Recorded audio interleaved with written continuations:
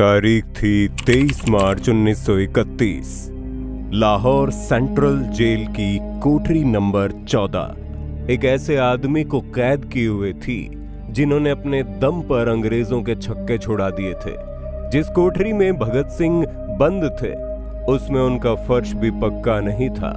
जगह जगह उस पर घास उगी हुई थी। उसमें बस इतनी ही जगह थी कि उनका 5 फीट 10 इंच का शरीर मुश्किल से उसमें लेट पाते थे। लेकिन 23 मार्च के दिन अंग्रेजों ने कुछ अलग ही मन बना रखा था। लाहौर सेंट्रल जेल का दिन रोज की तरह ही उदय हुआ था। फर्क सिर्फ इतना था कि रात भर तेज आंधी चल रही थी। ये रात की आंधी कुछ न कुछ तो कह रही थी, लेकिन कोई समझ नहीं पाया। घड़ी में जैसे ही सुबह के 4 बजते हैं तो जेल का वार्डन आकर सभी कैदियों को अपनी कोठरी में जाने को कहता है। ये बात वहां बैठे कैदियों को हजम नहीं हुई। कैदियों ने वार्डन से कारण भी जानने की कोशिश की, लेकिन कैदियों के ज्यादा पूछने पर उन्होंने कहा ऊपर से ऑर्डर है। तभी इन कैदियों को पता चलता है कि आज रात भगत सिंह, राजगुरु और सुखदेव को फांसी दी जाने वाली है। उसके बाद जेल में मौजूद कैदी पूरी तरह से हिल गए थे।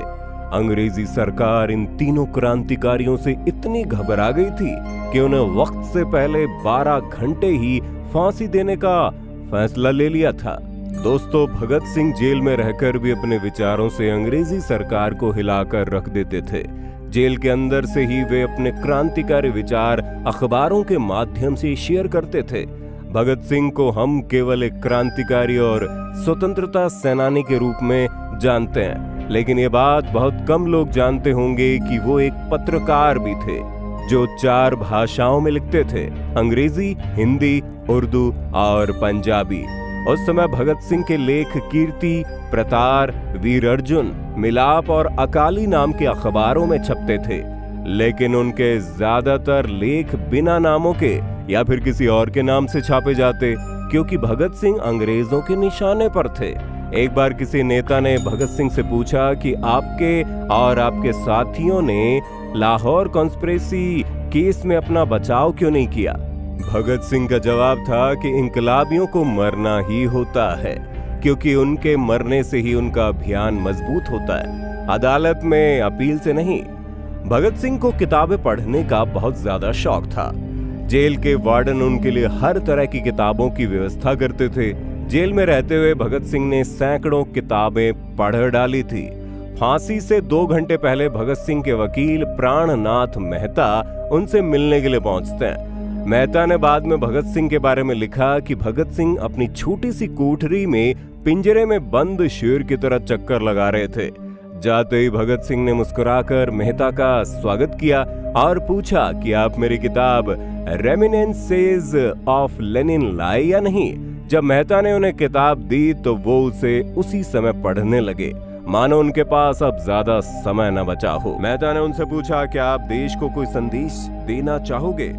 भगत सिंह ने किताब से अपना मुंह हटाए बगैर कहा, सिर्फ 2 संदेश, साम्राज्यवाद मुर्दाबाद और इंकलाब जिंदाबाद। भगत सिंह के वकील मेहता के जाने के थोड़ी देर बाद जेल अधिकारियों ने तीनों क्रांतिकारियों को बताया कि उनको वक्त से 12 घंटे पहले ही फांसी दी जा रही है। अगले दिन सुबह 6 बजे की बजाय उन्हें उसी शाम 7 बजे फांसी पर चढ़ा दिया जाएगा। भगत सिंह मेहता द्वारा दी गई किताब के कुछ पन्ने ही पढ़ पाए थे। उनके मुंह से निकला, क्या आप मुझे इस किताब का एक अध्याय भी खत्म नहीं करने देंगे? थोड़ी देर बाद तीनों क्रांतिकारियों को फांसी की तैयारी के लिए उनकी कोठरियों से बाहर निकाला गया। फिर इन तीनों क्रांतिकारियों का एक एक करके वजन किया गया। सबके वजन बढ़ गए थे। उसके बाद इन्हें कहा गया कि अपना आखिरी बार स्नान कर लिया जाए। उसके बाद इन्हें काले कपड़े पहना दिए गए, लेकिन इन सभी का चेहरा खुला था। चरण सिंह ने भगत सिंह के कान में कहा, वाहे गुरु को याद करो। भगत सिंह ने कहा, जिंदगी भर मैंने ईश्वर को याद नहीं किया। असल में मैंने कई बार गरीबों के कलेश के लिए ईश्वर को कोसा भी है। अगर मैं अब उनसे माफी मांगूं तो कहेंगे इससे बड़ा डरपोक तो कोई नहीं है। इसका अंत नजदीक आ रहा है, इसलिए माफी मांगने आया है। जैसे ही जेल की घड़ी में 6 बजे भगत सिंह इन तीनों के बीच में खड़े थे, भगत सिंह जोर जोर से इंकलाब जिंदाबाद का नारा लगाना शुरू करते हैं और जैसे ही नारों की आवाज जेल में बैठे कैदी सुनते हैं तो जेल के कैदी भी साथ में नारा लगाना शुरू कर देते हैं। तीनों युवा क्रांतिकारियों के गले में फांसी की रस्सी डाल दी गई, उनके हाथ और पैर बांध दिए गए। तभी जल्लाद ने पूछा, सबसे पहले कौन जाएगा? सुखदेव ने सबसे पहले फांसी पर लटकने की हां भरी। जल्लाद ने एक एक करके रस्सी खींची और उनके पैरों के नीचे लगे तख्तों को पैर मारकर हटा दिया गया। ऐसे करके तीनों युवा क्रांतिकारियों ने अपने देश के लिए हंसते हंसते फांसी के फंदे को गले लगा लिया। अंत में उन्हें नीचे उतारा गया और वहां मौजूद doctor, lieutenant colonel J Nelson और लेफ्टिनेंट कर्नल एनएस सोदी ने उन्हें मृत घोषित कर दिया। उधर वार्डन चरण सिंह सुस्त कदमों से कमरे में पहुंचे और फूट फूट कर रोने लगे। इस तरह दोस्तों इन तीनों क्रांतिकारियों ने हंसते हंसते मौत को गले लगाया। मगर इस बात का भी किसी को अंदाजा नहीं था कि इन तीनों क्रांतिकारियों की ये शहादत ऐसे ही नहीं जाने वाली थी और 16 साल बाद इनकी शहादत भारत में ब्रिटिश साम्राज्य के अंत का एक कारण साबित हुई। दोस्तों, हम ऐसे अखंड भारत के वीर सपूतों को नमन करते हैं। बाकी दोस्तों, आपको वीडियो पसंद आई तो फैक्ट्स की दुनिया चैनल को सब्सक्राइब कर लेना और वीडियो को लाइक भी जरूर कर देना।